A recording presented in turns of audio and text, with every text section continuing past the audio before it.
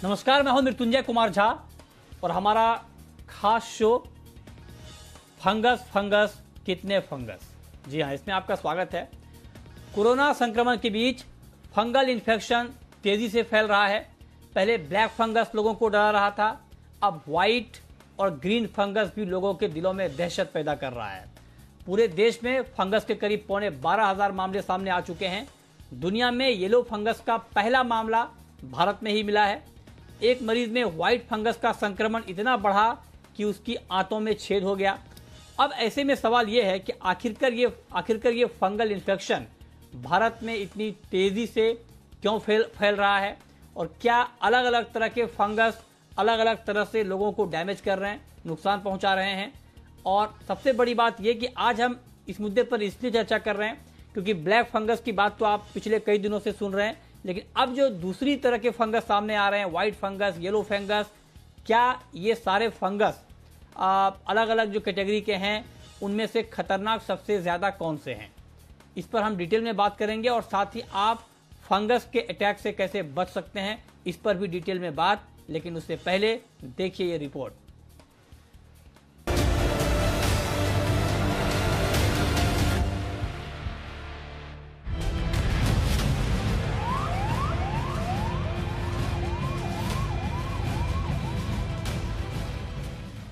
Corona का उफान ढलान पर है, लेकिन इस बीच और बीमारी सिर उठा रही हैं। फंगल इन्फेक्शन देश में इसके 3 रूप 3 रंग दिखाई दे रहे हैं। जहां शुरुआत ब्लैक फंगस से हुई थी, वहीं दिन बीतने के साथ साथ व्हाइट और येलो फंगस भी सामने आ रहे हैं। लेकिन सवाल ये कि ये फंगल इन्फेक्शन आखिर है क्या और इसकी शुरुआत कहां से और कैसे होती है।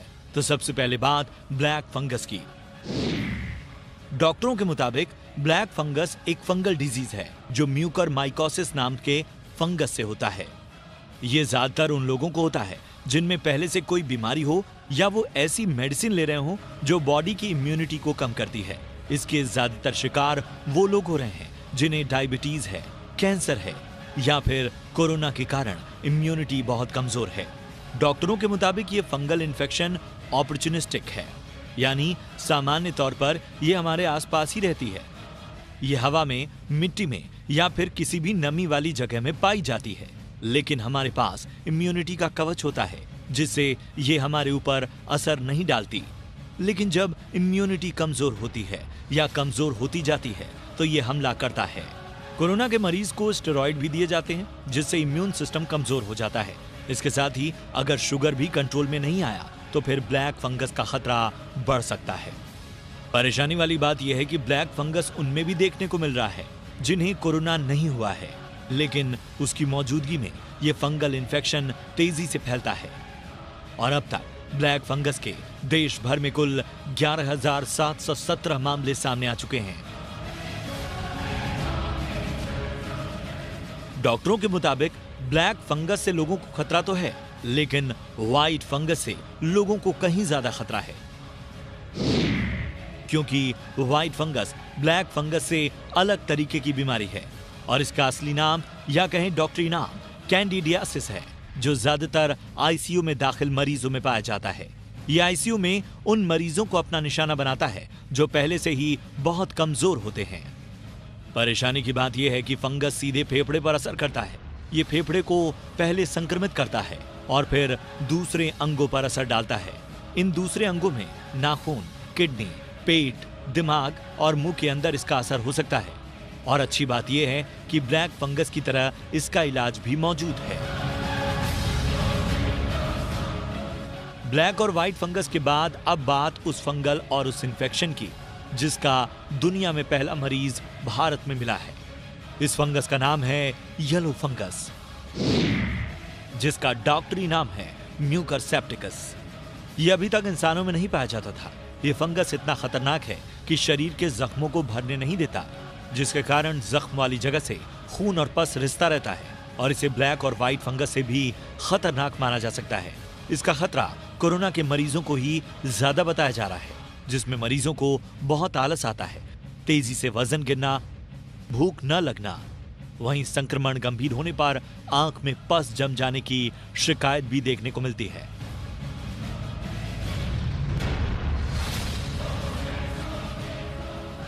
देश में ये फंगल इन्फेक्शन देश और लोगों के लिए बड़ी समस्या बनता जा रहा है। कई राज्य इसे आपदा से भी जोड़कर देख रहे हैं और परेशानी वाली बात यह है कि ये फंगल इन्फेक्शन ऐसे समय में फैल रहा है जब दूसरी लहर का असर कम हो रहा है और तीसरे के आने की बात कही जा रही है। ऐसे में अगर सरकारें अभी से कोई पुख्ता इंतजाम नहीं करती तो आने वाले दिनों में कोरोना के साथ ये फंगल इन्फेक्शन देश के लिए बड़ी परेशानी खड़ी कर सकता है। ब्यूरो रिपोर्ट, जी मीडिया।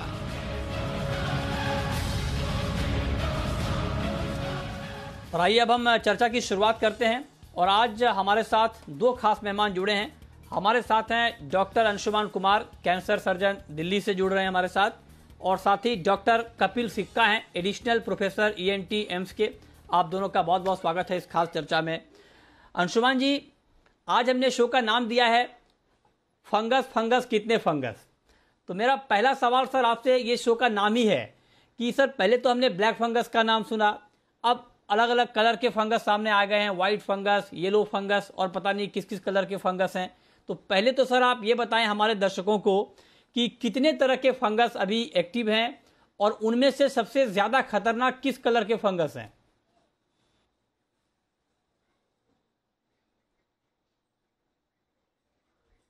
अच्छा, लगता है अभी अंशुमान कुमार जी से हमारा संपर्क नहीं हो पा रहा है। कपिल सिक्का जी, यही सवाल सर मेरा आपसे होगा कि पहले ब्लैक फंगस की बात सामने आई, अब येलो फंगस की बात आ रही है, व्हाइट फंगस की बात आ रही है। तो आप बताएं सर कि इस वक्त कितने तरह के फंगस एक्टिव हैं जो लोगों पर अटैक कर रहा है और उनमें से ज्यादा खतरनाक फंगस कौन सा है। थैंक यू वेरी मच, आपने मुझे मौका दिया यहाँ लोगों के सामने अपनी बात रखने का। मैं इससे पहले आपकी ब्रीफ जो डॉक्यूमेंट्री थी वो सुन रहा था। बहुत ही अच्छी तरह से उन्होंने लोगों को समझाया कि फंगल इन्फेक्शंस क्या होते हैं, कैसे होते हैं, उनसे कैसे बचना चाहिए। तो आपने पहले बहुत ही मीडिया चैनल्स में सुना होगा, हमारे ऑल इंडिया इंस्टीट्यूट के डायरेक्टर साहब ने भी ये बात क्लियर की है और क्लैरिफाई की है कि फंगस को नाम से नहीं देखे जाना चाहिए। अगर आप फंगस की प्रेजेंस की बात करें तो एनवायरनमेंट में हमारे आसपास, जैसे आपकी डॉक्यूमेंट्री में भी बताया गया, हजारों फंगस पाए जाते हैं। वो सभी हमारे बीमारी नहीं करते हैं। कुछ 200, 300, 400 फंगस ऐसे होते हैं जो कि हमारे ह्यूमन शरीर में बीमारी कर सकते हैं। कई बीमारियां ऐसी होती हैं जो कि इम्यून कॉम्पिटेंट, जुकाम हो गया, कोई और बीमारियां हो गई जो कि अगर आपकी इम्यूनिटी ठीक ठाक है तो भी आपको इन्फेक्शन होते हैं। फंगल इन्फेक्शन वो इन्फेक्शन होते हैं जो कि तभी शरीर में ज्यादा होते हैं अगर आपकी इम्यूनिटी बहुत कम है। तो जो फंगस है उसको नाम से नहीं देखा जाना चाहिए। बेसिकली फंगस का नाम उससे पड़ा है जैसा कलर किसी ने देख लिया और किसी ने समझ लिया। तो अगर आप म्यूकर की बात लें, इसको शुरू में ब्लैक फंगस कहा गया। तो म्यूकर ब्लैक कलर का फंगस नहीं होता है, कोई भी फंगस का खुद का कलर नहीं होता है। म्यूकर को ब्लैक कलर शायद इसलिए दिया गया, और मैं इसमें क्लियर नहीं हूं, कि वो शरीर में ब्लैकनिंग लाता है। फंगस का जहां पर इन्फेक्शन होता है उसके आसपास की चमड़ी और उसके आसपास का जो म्यूकोजा है वो ब्लैक हो जाता है। तो फंगस को ब्लैकनेस से नहीं देखना चाहिए, फंगस को पिंक और येलो और व्हाइट से नहीं देखना चाहिए, बट फंगस को उसकी एग्रेसिवनेस और उसकी डिजीज कॉजिंग पोटेंशियल से देखना चाहिए। ये बात बड़ी इंपॉर्टेंट है समझनी कि फंगस जो है वो नॉर्मली, बहुत ही ज्यादा केसेस में नॉर्मली इन्फेक्शन नहीं करता है शरीर में। वो इन्फेक्शन तभी करता है जब शरीर की इम्यूनिटी बहुत कम होती है। नहीं। उसी के कारण हमें ब्लैक फंगस हो रहे हैं, उसी के कारण हमें कैंडिडियासिस या व्हाइट फंगस हो रहे हैं, और उसी के कारण जो दूसरे फंगस डिटेक्ट हो रहे हैं वो हो रहे हैं। तो इसके कारण कुछ आपकी डॉक्यूमेंट्री में भी बताए गए, जो कि मैं फिर से बताना चाहूंगा। लो इम्यूनिटी, डायबिटीज, स्टीरॉइड की दवाई लेना, और कोरोना वायरस का इटसेल्फ इम्यूनिटी पे असर। पर मैं आऊंगा सर। हाँ, नहीं जी डॉक्टर साहब आपने ठीक बताया। अब ये फंगस के कलर वाली बात है सर, ये तो आम लोग ये कलर को आइडेंटिफाई तो करता नहीं है, ना तो नाम देता है। ये तो डॉक्टर ही बताते हैं कि ये ब्लैक फंगस है या ये येलो फंगस है या ये व्हाइट फंगस है। लेकिन मैं आपसे ये समझना चाहता हूँ, जब ये कैटेगराइज हो गया है और रिपोर्ट भी इसी नाम से हो रहा है, तो ये जो अलग अलग तरह के फंगस हैं सर, उनमें से ज्यादा खतरनाक कौन सा फंगस है? कहा जा रहा है कि जो येलो फंगस है वो बहुत ज्यादा खतरनाक होता है, अगर उसको ठीक वक्त पर नहीं पकड़ा गया तो वो बहुत फैटल हो सकता है। तो मैं आपसे समझना चाहता हूं आसान भाषा में कि जितने भी तरह के फंगस की बात हो रही है, हम कलर की बात छोड़ भी दें, अगर अलग अलग फंगस हैं तो उनमें से खतरनाक फंगस सबसे ज्यादा कौन सा है? देखिए, जो फंगल इन्फेक्शन है अगर वो शरीर में हो जाए तो उनकी जो वो सभी इन्फेक्शन बहुत ही खतरनाक होते हैं। अगर आप ब्लैक फंगस या म्यूकरमाइकोसिस की बात कहें, तो अगर हम इम्यूनिटी कंट्रोल नहीं कर पाते हैं तो इसकी मॉर्टेलिटी बहुत हाई है। आप ये कह सकते हैं कि 60 से 70% केसेस में इसमें मॉर्टेलिटी होती है। अगर हम इम्यूनिटी कंट्रोल कर दें, सपोज मरीज को शुगर है, हम उसे कंट्रोल कर दें, तो भी इनकी जो मॉर्टेलिटी 20% है। ऐसे ही जो फिगर्स हैं वो अनट्रीटेड कैंडिडियासिस या येलो जो आपका व्हाइट फंगस जिसको आप कह रहे हैं, उसमें भी अगर वो डिसेमिनेटेड इन्फेक्शन होता है, कैंडिडा का इन्फेक्शन लंग्स में हो गया, फेफड़ों में हो गया, शरीर के खून में फैल गया, तो भी उसकी मॉर्टेलिटी बहुत ज्यादा है। इसमें मैं एक बात और कहना चाहूंगा कि वो फंगस की बीमारी के कारण मरीज की हालत नहीं बिगड़ती है, मरीज की मौत नहीं होती है, बट उसकी जो इम्यूनिटी लो है उसके कारण एक शरीर में फंगस का इन्फेक्शन बैठा, दूसरी उस पेशेंट की इम्यूनिटी लो है, तो फंगस के साथ साथ वो दूसरे इन्फेक्शन भी लेकर आएगा। उसकी इम्यूनिटी के कारण उसकी शुगर कंट्रोल नहीं होगी, क्योंकि शुगर और ये सब जो चीजें हैं ये सब ऐड ऑन करती हैं मरीज की हालत को और अस्थिर करने में, मरीज की हालत को और खराब करने में। तो ये मैं सही नहीं मानता कि ये इन्फेक्शन खतरनाक है, क्योंकि ये चीजें भ्रम फैला सकती हैं कि अगर मुझे ब्लैक फंगस है तो मेरे पास कम खतरनाक है और व्हाइट फंगस है तो मेरे लिए ज्यादा खतरनाक है। ये चीजें मेरे ख्याल से अगर इस फोरम में कही जाए तो वो भ्रम फैला सकती हैं। ज्यादातर मैं यही कहना चाहूंगा कि कोई भी फंगल इन्फेक्शन अगर आपको है और वो अगर आप उसे इग्नोर करते हैं तो इट कैन बी डेंजरस, वो खतरनाक हो सकता है, वो फैटल हो सकता है और उसका जल्दी इलाज करना जरूरी है। अच्छा, ठीक है। तो आप ये कह रहे हैं कि कोई भी फंगस हो, अगर वक्त पे ट्रीटमेंट शुरू नहीं हुआ और वो अगर बढ़ गया तो वो खतरनाक हो सकता है, चाहे किसी भी कलर का फंगस हो। अब मैं एक बात आपसे और समझना चाहता हूं सर, ब्लैक फंगस के बारे में बहुत सारी चीज़ें रिपोर्ट हुई हैं, उसके लक्षण के बारे में बात हुई है कि चेहरा, नाक, आंख, लंग्स को ये इम्पेक्ट कर सकता है, उसको प्रभावित कर सकता है। सर, अलग अलग फंगस को हम किस तरह से पहचानें, लक्षण के आधार पे कौन कौन से ऐसे लक्षण दिखें जिसके आधार पर हम ये समझ पाएं कि ये ब्लैक फंगस है या ये व्हाइट फंगस के लक्षण हैं या ये येलो फंगस के लक्षण हैं, इसको जरा अगर आप बता पाएं सर। ये चीज मैं एक आपके माध्यम से और क्लियर करना चाहूंगा कि ये पहचानना मरीज का या आपका काम नहीं है। आपका काम सिर्फ इतना है एज अ पेशेंट या एज अ लिसनर कि आपको ये पहचान में आए कि आपको जो लक्षण है वो फंगस के इन्फेक्शन के हो सकते हैं। कुछ लक्षण आपने बताए। फंगस जो है वो शरीर में कहीं भी इम्पैक्ट कर सकता है, शरीर के किसी हिस्से में। आपने ये भी पहले बताया कि ये नाखूनों में हो सकता है, ये फेफड़ों में हो सकता है, ये जुबान में हो सकता है, ये मुंह के अंदर हो सकता है, ये खाल में हो सकता है, हाथों की खाल में हो सकता है। जनरली अगर ये सुपरफिशियल फंगल इन्फेक्शन है, जैसे स्किन के इन्फेक्शन हुए या नाखून के इन्फेक्शन हुए, तो वो दवाई जो लोकली लगाई जाती है उससे ठीक हो जाते हैं। देखने में ये आ रहा है कि जो ब्लैक फंगस है या म्यूकर है, ये भी इन्फेक्शन पहले हुआ करते थे। ऐसा नहीं है कि कोविड से पहले ये इन्फेक्शन नहीं होते थे, लेकिन अब इनकी जो तीव्रता है, इनकी जो एग्रेसिवनेस है, वो अचानक से बढ़ी हुई नजर आ रही है, जिसके कारण हमने आपको पहले भी डिस्कस किए। तो आपका काम नहीं है कि ये कौन सा फंगस इन्फेक्शन है, कि मुझे येलो हुआ या व्हाइट हुआ या मुझे ब्लैक फंगल इन्फेक्शन हुआ। आपका काम है कि इसके लक्षणों को पहचानना। तो मैं ब्रॉडली, आपने भी कुछ बताए, मैं दोबारा से चाहूंगा कि जो लोग कोविड से रिकवर हुए हैं और उन्होंने कोई दवाई ली है, अगर उनको बुखार दोबारा से आ रहा है या फिर उनको कोई और लक्षण आ रहे हैं नाक कान गले से रिलेटेड, फेफड़ों से रिलेटेड, खांसी, थूक में खून आना, बुखार दोबारा आना, तो फिर आपको इसके लिए डॉक्टर की सलाह लेनी चाहिए और उन पे आप छोड़ दें कि वो कहाँ का फंगल इन्फेक्शन है और कौन सा फंगल इन्फेक्शन है, क्योंकि इसको कैटेगराइज जो किया जाता है वो कॉम्प्लेक्स फंगस को लेबोरेटरी में ग्रो करके या उसको माइक्रोस्कोप के अंदर देखकर ही कैटेगराइज किया जाता है और उसके हिसाब से उसकी दवाई दी जाती है। ठीक है, ये डिटेल में बात हो गई कि फंगस के लक्षण को आप कैसे पहचानें। आप उसमें ना जाएं कि किस फंगस के लक्षण आप में हैं, व्हाइट फंगस या ब्लैक फंगस। अगर आपको फंगस के लक्षण कहीं से भी लगे कि हाँ ये लक्षण हो सकते हैं, जो हमने अभी आप अपनी रिपोर्ट के जरिए भी बताया और डॉक्टर साहब ने बताया, तो आप फिर डॉक्टर से संपर्क करें और उसके बाद का ट्रीटमेंट आप शुरू करें। हमारे साथ डॉक्टर अंशुमान कुमार भी जुड़े हैं, जाने माने कैंसर सर्जन हैं, दिल्ली से जुड़ रहे हैं। अंशुमान जी, बहुत स्वागत है सर आपका। आजकल अलग अलग तरह के फंगस की बात हो रही है, हम उसी पर बात कर रहे हैं। आपसे मेरा सर एक सवाल आपसे ये होगा डॉक्टर साहब, अंशुमान जी, कि बहुत सारे लोगों में ये भ्रम है कि सिर्फ कोविड के मरीजों को ही ये फंगल इन्फेक्शन हो रहा है।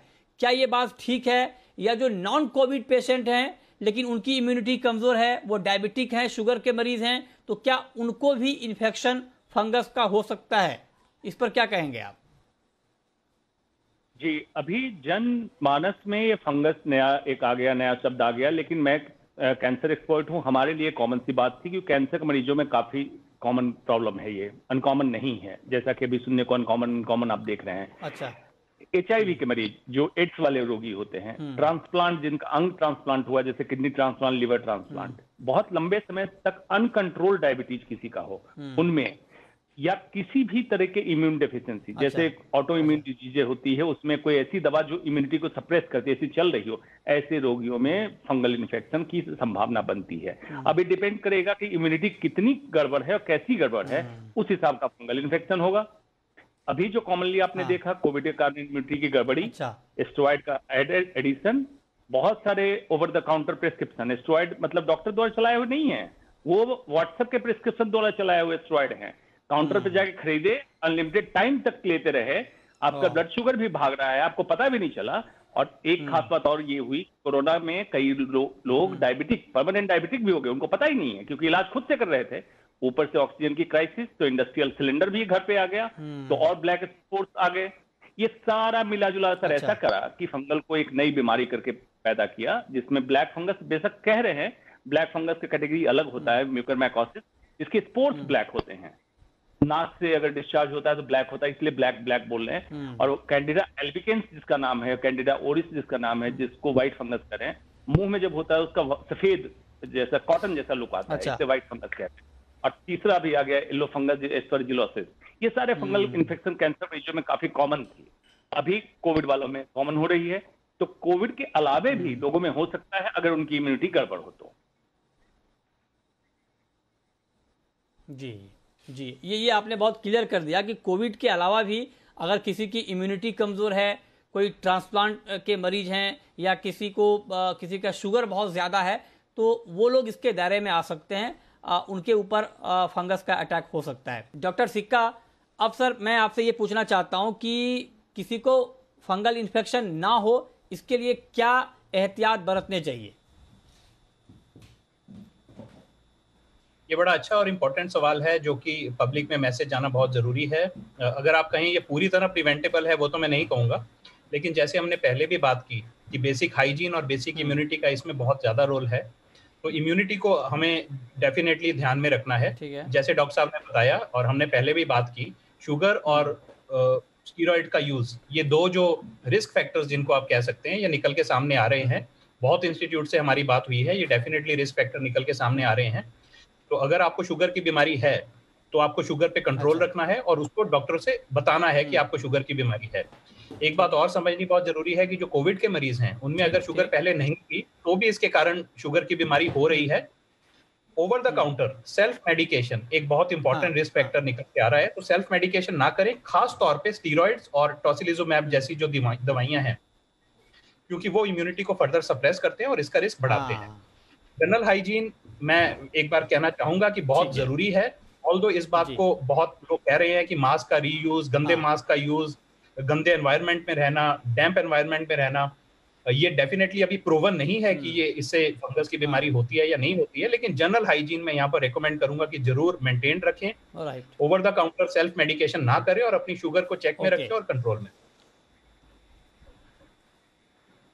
ठीक है, तो साफ सफाई का ध्यान रखें, शुगर को कंट्रोल में रखें, हेल्थ को अच्छे से रखें, खान पान पे ध्यान दें, क्योंकि इम्यूनिटी आपकी मजबूत रहेगी तो आपके ऊपर अटैक नहीं होगा इन्फेक्शन का।